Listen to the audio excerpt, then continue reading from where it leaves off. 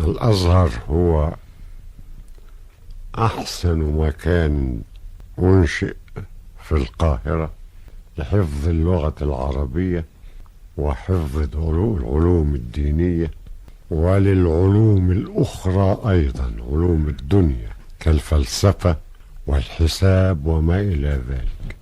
فقد كان الأزهر في حياته الطويلة بعد انتهاء العصر الفاطمي، لأنه أثناء العصر الفاطمي كان يدرس فيه مذهب الشيعة، فبعد انتهاء العصر الفاطمي ومجيء الأيوبيين ثم المماليك كان الأزهر معهدا من أرقى المعاهد التي عرفها العالم الإسلامي، وهو أقدم جامعة في العالم.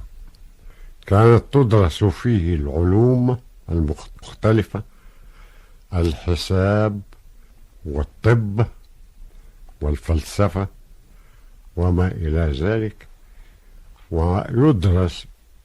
تدرس فيه أيضا علوم الدين وعلوم اللغة العربية دراسة ممتازة عميقة، لا كما شهدنا دراسة الأزهر في العصر المتأخر الذي عرفنا فيه الأزهر. فقد انحط الأزهر انحطاطا شنيعا جدا في العصر العثماني، وأهمل إهمالا شديدا، وانحصر ما يدرس فيه في العلوم الدينية والنحو والصرف والبلاغة، وأهمل فيه درس الأدب، بل كان فيه درس الأدب يوشك أن يكون محرما، حتى جاء الشيخ محمد عبده رحمه الله فحاول أن يعيد للأزهر شيئا من تاريخه القديم، فأدخل فيه دروس الأدب، وأعاد فيه دروس الحساب، وأعاد فيه دروس الجغرافيا، واضطر الأزهر إلى أن يدعو أساتذة غير أزهريين ليدرسوا فيه هذه العلوم لطلبته، إلا المبادئ الأولى في الحساب. وأذكر أني حضرت دروس الحساب وقتا ما على شيخ من شيوخ الأزهر كان يقال له الشيخ إبراهيم بصيلة.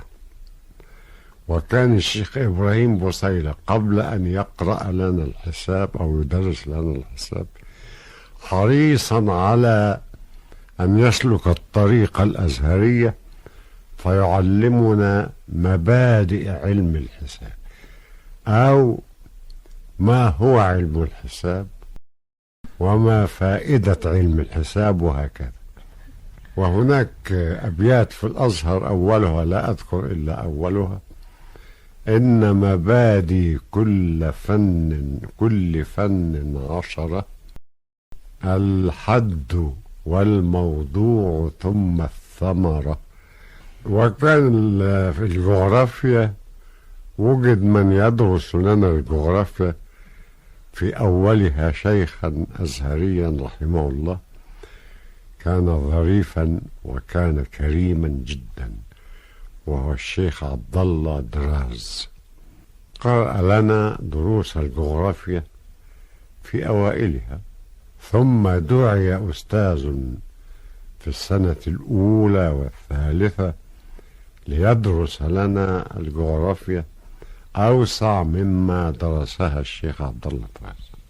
وكل هذا كان بفضل الشيخ محمد، ولكنه انتهى إلى الإهمال أيضا، ولست أدري إلى ماذا صارت الحال الآن، وإن كان الأزهر قد أصبحت فيه جامعة، ولكن نفس الجامع الأزهر ماذا يدرس فيه الآن لا أدري.